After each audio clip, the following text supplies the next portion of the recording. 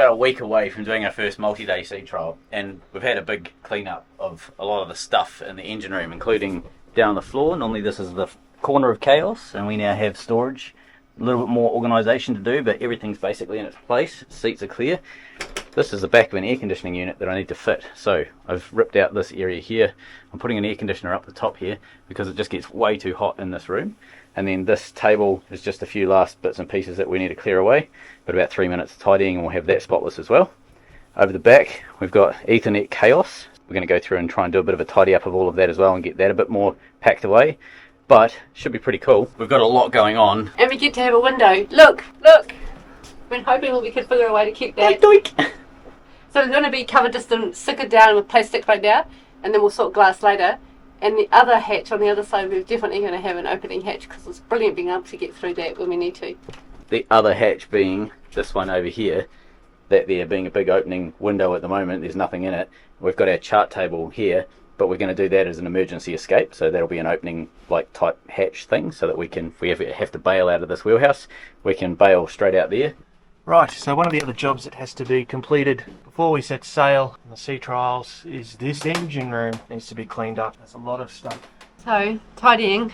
Have a little look. See, I'm not going to show you everything because it's quite depressing how much is in here, but look at that. We've got to clean the bilge. There's a lot of endless jobs. Now we've got to tackle the clean-up. So Scott's over there starting to sort out the bench, everything around there. And I'm just going to be passing tools and he'll allocate spaces. There's a lot of additional jobs that we did aside from these that we'll show you next episode, but we got the air conditioner in, Jess did some fiddly jobs. We invited one of our longest standing Patreons, Scott, to join us for this trip. Duncan was on board so that we could get a bit more of our systems work finished so we could push off out the heads. Brupeg was a sunken fishing trawler that was stripped out and ready for the scrapyard. She's just completed a 10-year rebuild that's brought her back to life. With the help of volunteers and funded by our Patreons, community and subscribers, she'll be crewed by passionate people from around the world. If you'd like to be involved and support the project, please consider joining us on Patreon or subscribe to the channel. There's a link in the description below. Up the front of the boat, on the port side, we need to put a window on this, so we've got a bit of mesh hanging off at the moment to stop bugs, but all that's got to come off. We've got some old sticker and whatever from having an old window on there. That's all got to be cleared away so that we can get our new 10mm toughened glass window bonded onto this, like we've done with all the other windows. Just using a scraper to pull off the old sealant. You can see the bolt holes around this window edge. This used to have a bolted bronze opening window that we could never stop leaking, so we're using bonded glass this time round. So it's time to get this window on. I've done a rough marking, 30mm all the way around. That's how much adhesive we have actually gluing this window to the boat. Now that's a survey requirement, you've got to have 30mm or more. On the wheelhouse windows I put 50mm just so that they're absolutely ludicrously strong. 30mm is more than enough. That's completely survey passable. 10mm toughened is the survey requirement for the glass thickness, so we've got that.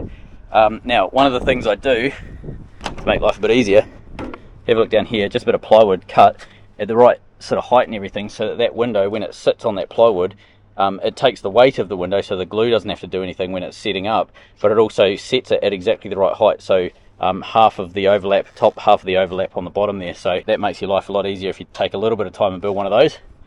Now what I like to do is take the cover off one side only and then sit it onto the where it's going to go on the frame here, and then mark out with a black pen where the inside edge is going to be, and then I start taping that up. So let's get that process done so you can see what I'm talking about. This part requires two people. So you need to sit your window on your plywood base so you can get your heights perfect, and then you need to make sure you're not overlapping too far to one side, so left and right are both even. That way you've got your 30mm band all the way around the window that's going to work properly. So then get your helper to mark out the inside of the window with a marker pen. Can be a permanent marker, it doesn't matter, it's glass, you can wipe it off. And that allows you to tape to that line, and you'll understand exactly what I mean when I show you in a minute. So you can see we've got our line right the way around the perimeter now where it's going to sit. I've also marked on the inside where it needs to go, so up, top, inside, so we know that. The reason being is because there's a little sticker on the etched into the other side of that glass. We want that to be in the right position. You don't want that to be upside down or obscured by glue, so that's why you always want to try and mark it out. You can use permanent marker, but a little bit of meths will take that off later with no issue. But what I want to do now is go around with some tape and start taping out this inside edge. I've taped over top of the line only just, so the line is right back here. The reason I've done that is because when you put your adhesive on, if you've got that pen or that, you know, the permanent marker underneath your adhesive, you're always going to see it. So if you tape ever so slightly under, cover the pen up with your tape, and then when we start cutting around here, we're going to trim around here with a sharp knife, get all of our corners done. It basically means that once you're finished, you can wipe the permanent marker off and you'll never see, and you're just left with a beautiful band of black adhesive. Now, some windows, they'll put a ceramic coating on, and that's great. Ceramic coating works really well. It adds a lot to the cost. You don't have to do it though. So the adhesive is designed to stick straight onto the glass. The ceramic is good, and essentially what that does is it helps you avoid this. See a little air bubble? Just there, one there, a few along the bottom. That, you'll never see that if you've got ceramic on there. But it also adds a bucket load, and if you do it right, you shouldn't get that. I obviously didn't do that corner right, but you can sort of see over here, after a while you can get used to it, and you can do it without getting that wrong. There you go, with a bit of patience and a sharp knife, you can get a really nice edge all the way around that. So that allows us to basically get a bead on the inside and then run our finger around the inside to smooth it out, and then we can peel this off and we end up with a really beautiful edge on the inside of the window. Okay, window back on. Sure, there's faster ways of doing this if you're a pro, but given that we do this very, very infrequently on this boat, this is the way that works for us. It's low enough that we can do it without mucking it up. So if you have a quick look, that blue sort of fits neatly all the way around the inside. We want to do exactly the same on the outside. So we want to go around and mark the outside here, and we want to then start taping up the outside all the way around so that we can run a bead, because with these tempered glass windows, the weak part is actually the edge. You could smash this here with a hammer. In fact, I've done it. You could smash this here with a hammer and it absolutely does nothing. It doesn't even dent, it does absolutely nothing. But if you just give it a nick on the corner here, it'll break. So you've got to protect the corners. So what I like to do is do a big 45 of sealant. So anything coming along, it just gives it a touch more protection, hopefully bounce something off, whatever. You can probably put a frame in there, but most trawlers don't. Most just do the big bead of sealant, and it seems to be okay. And that's what we're going to be doing today. Alright, now that we've got the edge all the way around, you can see this black line. Now that we've got that right the way around the window, it's time to go through with the tape. Now you want to go slightly outside the line, because obviously you want to put a 45, so if you go right up, you're going to end up butting up against that window. So come out a uniform amount, say like, could be anything, 5, 10 mil, whatever you want, so that you can get that nice 45 all the way around. I like to start by doing all of the straight edges, and you can go quite a way over the corner because it doesn't make any difference, doesn't affect how you do the job at all.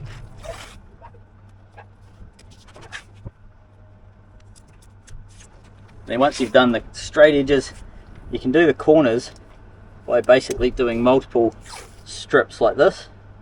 The more you do, the more fine the corner is going to be. If you do like say 2 or 3, you're going to end up with big sort of ratchety corners, but if you do many, you'll end up with a lovely smooth radius around there. I'll show you the finished result in a couple of seconds. There you go. So you end up with a pretty uniform curve all the way around by just doing lots and lots of smaller pieces like that. Make sure you press them down really good. You don't want any adhesive going under it. Alright, time to glue this in. So the stuff we're using is Fixtech 200, FS200. It's the same stuff we used on all of these windows, and they've lasted a very long time. This is what the trawler guys recommended to us. Long time ago I spoke to these guys, and their tech help was incredible. So I have a lot of faith in this stuff. So we're going to bought 3 new tubes so that we can have the best chance of having the windows stick down and be awesome. Right, so fresh tube, cut the tip off at 45 because we need to be smearing this stuff, but also got a fairly big hole. You want at least 3 to 5 millimeters of adhesive holding your window on. If you don't want to like press this on too tight and squash the adhesive, you want a fair chunk of it because it allows flex within the boat, so that the window itself is not trying to hang on for grim life. It's got a little bit of flex, and that actually makes it stronger overall. Alright, so heaps of that. Get an old like credit card or something, and then what you want to do is smear this so that it completely covers your mounting surface, because this is what will stop having those little wee air bubbles in your visual plane when you put the window on. And this is what stops you needing to have the ceramic black strip. Now don't worry that I'm going to be making this thinner than 3 mil, because we'll add some more adhesive in, But what we want to do is just get, the goal of this is to get a nice uniform beautiful line all the way around like that. Alright, now we're going to start bulking this up with a bit more. You will go through a fair bit of this stuff per window, depending on the size of your window obviously. These are reasonable sized windows, and we normally go through 2, sometimes 3 tubes per window. Just depends on how crinkly the actual steel work that we're putting it onto is. Right, so I'm just going to flatten it down a little bit more.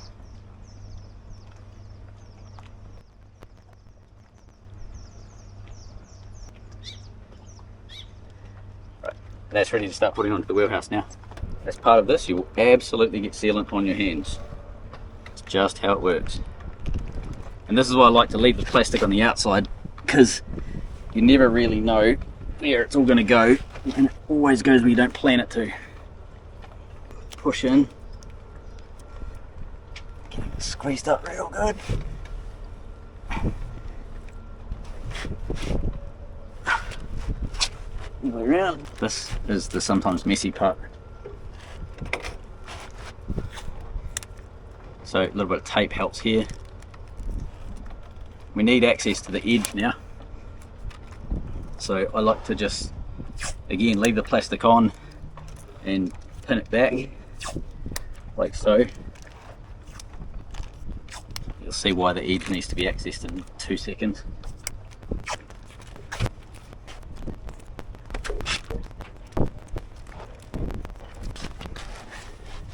Now we want to go around, put in a decent V to this, right the way around.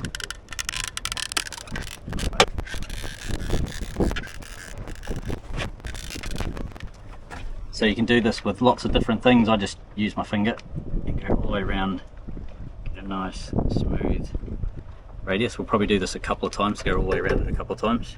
The other thing, by having the plastic on, you can get rid of the excess, and you will have excess. Don't try and do this without excess, because you end up with a crappy job.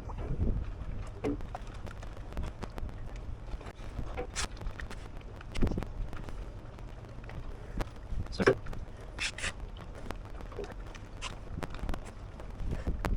you might be asking about the little bits of stuff that comes up over the top here.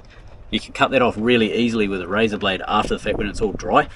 So I learned that, took a while to learn that, but I learned that after the fact, that it does make it much simpler. Now all of this excess stuff up here, doesn't matter, it's all on the blue tape. Once the tape comes off, this will look really pristine. So let's go inside and do exactly the same on the inside. So same deal on the inside, just run your finger. However, we do need to be careful because we don't have the plastic on this side. So you kind of want to take a fair amount of it off. You get some on the window, it's not the end of the world. Again, you can take it off with a razor blade. Alright, so that's all sealed up. Now that's going to be watertight. Well, as soon as this dries, this is going to be watertight. We can start peeling all of the tape off and everything like that. We are going to have a little bit of a gap at the bottom here. It's not going to be like a leak, it's going to be a visual thing, and there's no way around that. You've got that piece of timber there, it's always going to be in the way when you're trying to do this.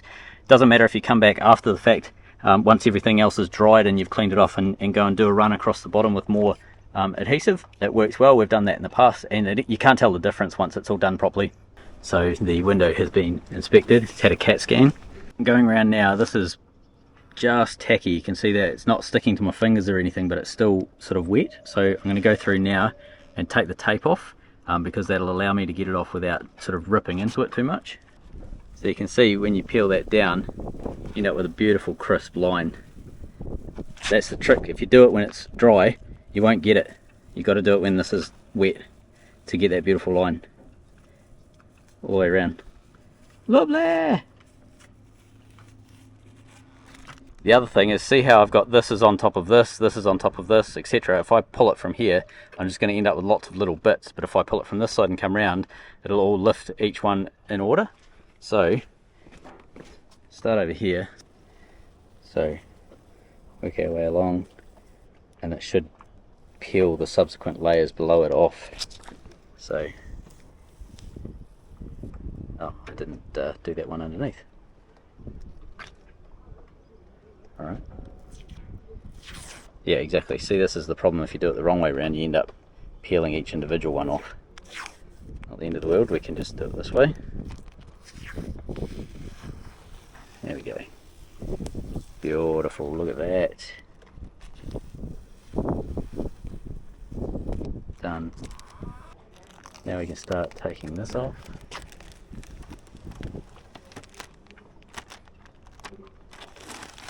There we go, look at that.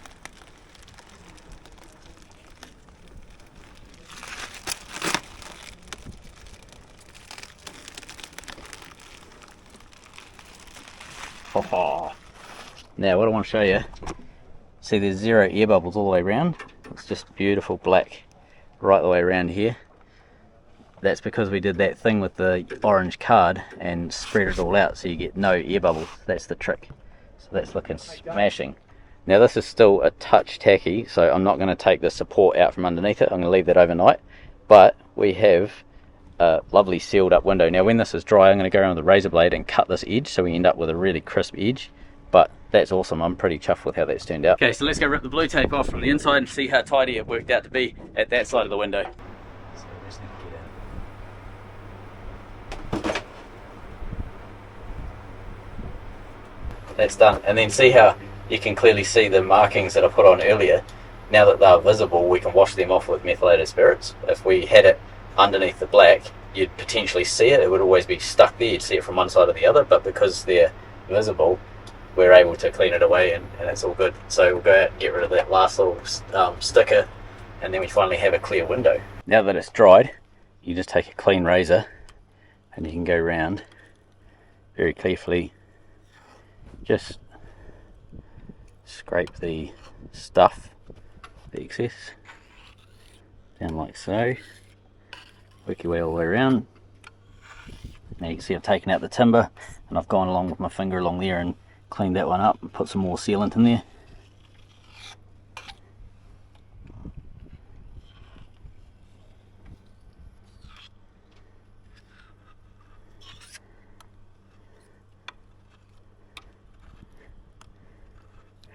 Okay. Yeah, lovely. And then you can kind of see, just get rid of that. If you look really closely, you can see that edge is just beautiful. It's exactly what you want. So take off the little bits that sort of get stuck. You can roll them off with your fingers. It's pretty easy. Then you end up with a gorgeous window. Now this window is going to be double glazed, so I'm going to go through. We've had a bird obviously do a bit of a check on this window. I'm going to go through and give this a clean up. There is another pane that goes on the inside. Normally double glazing only has between a 6 and a 15mm gap. We actually have a big gap. We've got a 50mm gap, and there's a very specific reason for that. If we sunk it in, given that this is a really dirty area in the kitchen, it's going to be quite hard to keep it clean. By having the 50mm gap, we're able to have it flush on the inside, meaning that we can have really easy cleaning. So it's not as good as having the smaller gap, but it's also, there's other compromises that we have to factor in. So that's this window. Nicely done, I think. So getting this window on was all about getting the boat waterproof so that we can start pushing outside the heads and get a bit more sort of sea state and some more longer duration sea trials going. Now the issue that we've been facing, myself, Jess, and the 2 guys on the boat, Duncan and Scott, is there's a heat wave happening in Queensland at the moment, and it's blisteringly hot, really difficult to do any work on the boat. So imagine almost 100% humidity and sort of high 30 degrees Celsius, maybe 35 degrees-ish sort of temperatures. It's just excruciatingly hard to work on the boat. We had to get it done anyway, and the guys, Jess, did amazingly. Now we haven't been able to put all of that information into this video specifically, so we're going to produce 2 videos this week so that you can see what we've done now, plus the rest of the jobs that happened this week, and the sea trial. Didn't quite go to plan, but you'll see that in a couple of days.